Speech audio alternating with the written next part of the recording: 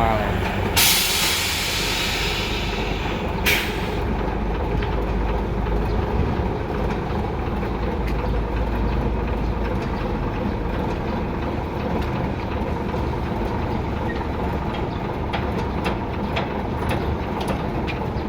nghe nhảy à, bữa đây nghe nhảy vậy này ăn được bộ sau vậy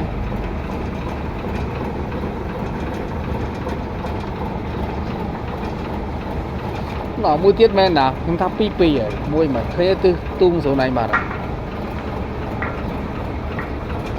khơi mua tên nằm một đây xin ngó các bạn khơi nằm một rồi nằm một mua tiết rồi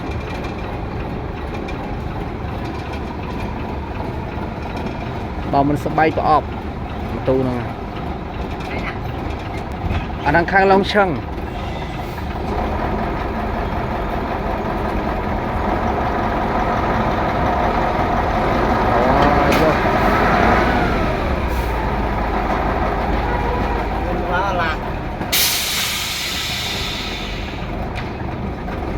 đọc ba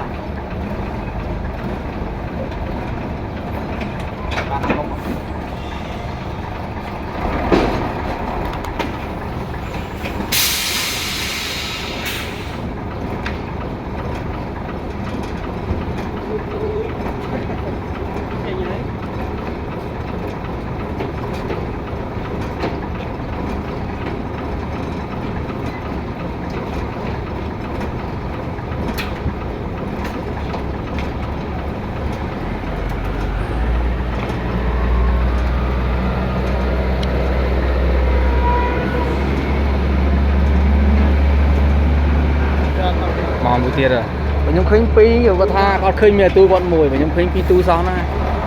ông làn chăm mà có tới sân chăm mà nó bọn mà bao mình sẽ bay từ bộ cái tông tôi mò Việt Nam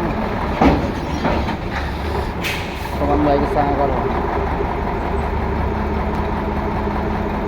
lịch nó có đi à cho bên nào màu